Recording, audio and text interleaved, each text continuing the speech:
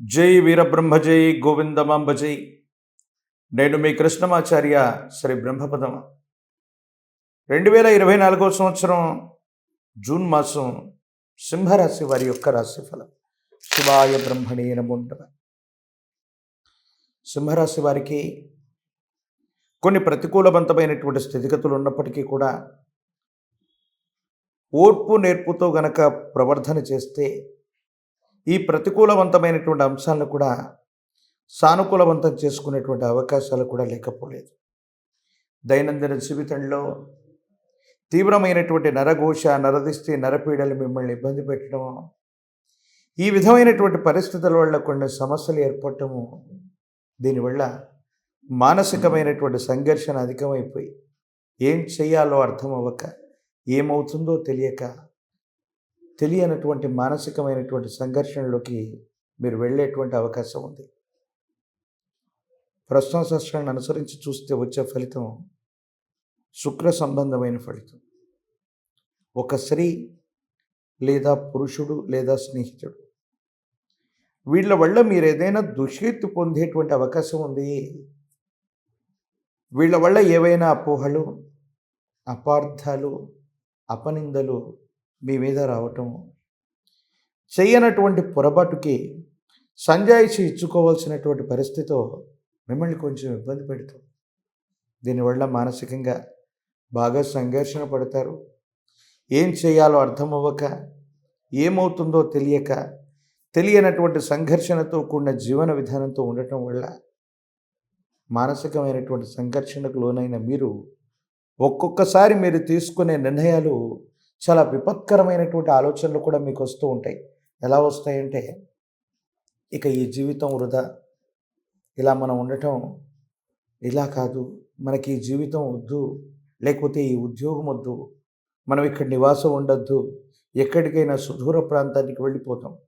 ఇలాంటి బలవంతమైనటువంటి ఆలోచనలు కూడా కొన్ని మీరు తీసుకునేటువంటి అవకాశం.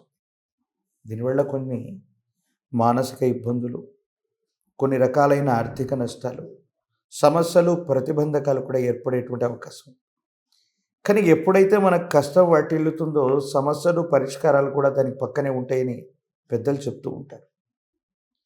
మీరు ఎప్పుడో సహాయపడ్డటువంటి ఒక వ్యక్తి, మీరు సహాయం చేస్తే ఈరోజు ఉన్నతమైనటువంటి స్థితిగతులకు వెళ్ళిన ఒక వ్యక్తి, దైవం మానుష రూపేణ అంటూ మీకు తారసపడతాడు. ఆ పాత మిత్రుల యొక్క కలయిక చేత మళ్ళీ జీవితంలో సానుకూలవంతమైనటువంటి ఫలితాలు రావటం మొదలవుతుంది. జీవితంలో చాలా గొప్పగా ముందుకు వెళుతారు. యోగదాయకమైనటువంటి ఫలితాలని మీరు చవి చూసేటువంటి అవకాశం ఉంది.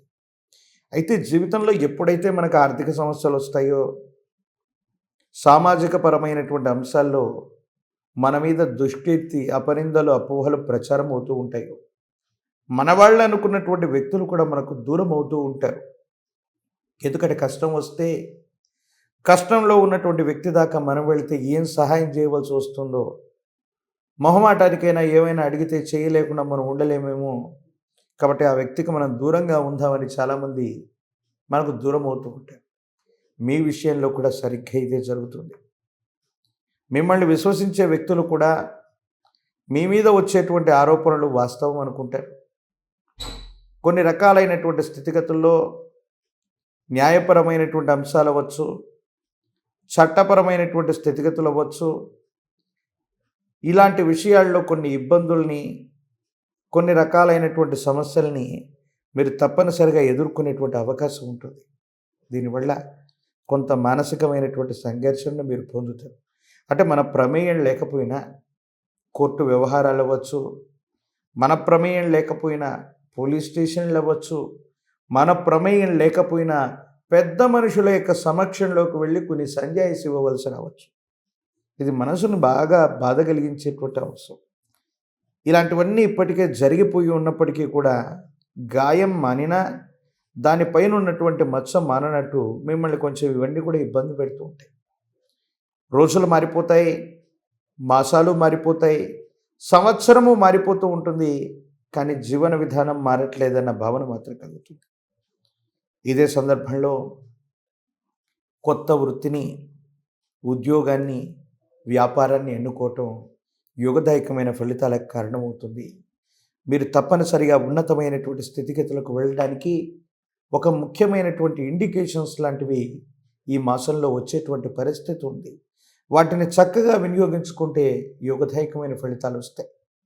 భార్యాభర్తలు కుటుంబ జీవితం పట్ల జాగ్రత్త.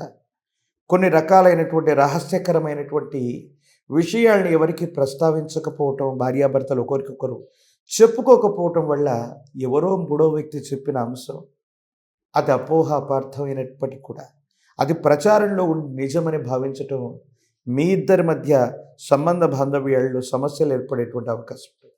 కాబట్టి ఎటువంటి రహస్యాలైనా ఇబ్బందులైనా భార్యాభర్తలు కలిసి మాట్లాడుకోవటం వల్ల మూడో వ్యక్తుల వల్ల పొంచి ఉండేటువంటి ప్రమాదం నుంచి మనం బయటపడవచ్చు. ప్రత్యేకించి ఆర్థికపరమైనటువంటి అంశాలు, ఆరోగ్యకరమైనటువంటి స్థితిగతుల పట్ల కూడా జాగ్రత్త. కొంతమంది వ్యక్తులు నమ్మిన వాళ్ళు, విశ్వసించిన వాళ్ళు, ఆత్మీయులై ఉన్నప్పటికీ కూడా మనకు జరిగేటువంటి కొన్ని రకాలైన మంచికి లేదా కొన్ని రకాలైనటువంటి అనుకూలవంతమైనటువంటి స్థితిగతులకి అడ్డుపడటం ఆశ్చర్యాన్ని కలిగిస్తుంది. అంటే ధనం మూలం ఇదం జగత్ అని పెద్దలు చెప్తూ ఉంటారు. కానీ కొంతమంది ప్రవర్తన మాత్రం ఆ విధంగానే ఉందేమోనన్నటువంటి ఆలోచన కూడా మనకు కలుగుతూ ఉంటుంది. ఇటువంటి సంక్లిష్టమైనటువంటి పరిస్థితుల నుండి బయటపడటానికి, అనుకూలవంతమైనటువంటి అంశాలు రావటానికి ఆదివారం పూట ప్రశస్తవంతమైన సూర్యభగవానుడి దర్శనం చేసి తమలపాకు మీద సూర్యభగవానుడికి గోధుమ నూకతో వండినటువంటి పాయసాన్ని, కుంకుమ పువ్వుని అందులో ఉంచి స్వామివారికి విశేషంగా ఈ పాయసాన్ని నివేదన చేసి పరమేశ్వర స్వరూపంలో ఉన్నటువంటి అతి ప్రాచీనమైనటువంటి ఆలయ ప్రాంగణంలో పరమేశ్వరుడికి గనక అదే ఆదివారం పూట శక్తి కొలది పంచామృతాలతో అభిషేకం చేయిస్తే అపోహలు, అపార్థాలు, అపనిందలే కాదు జాతకంలోని సమస్తమైన దుర్యోగాలు తొలగిపోతాయి. యోగదాయకమైనటువంటి ఫలితాలు తప్పకుండా వచ్చేటువంటి అవకాశం ఉంది. పరమేశ్వరుడికి సంబంధించిన నమక చమక రుద్ర మంత్రాల చేత పంచామృతంతో ఆదివారం పూట అభిషేకం చేయించండి. ఒక గొప్ప యోగం వస్తుంది. దుర్యోగం నుండి తప్పకుండా బయటపడేటువంటి అవకాశం కూడా కనపడుతుంది. విద్యార్థులకు యోగదాయకమైన కాలం. రాజకీయ నాయకులకి కొంచెం ప్రతిఘటన ఎదురయ్యేటువంటి అవకాశం, వివాహం కానటువంటి స్త్రీ పురుషులకు కూడా యోగదాయకమైనటువంటి ఫలితాలు ఈ మాసంలో రాబోతున్నాయి.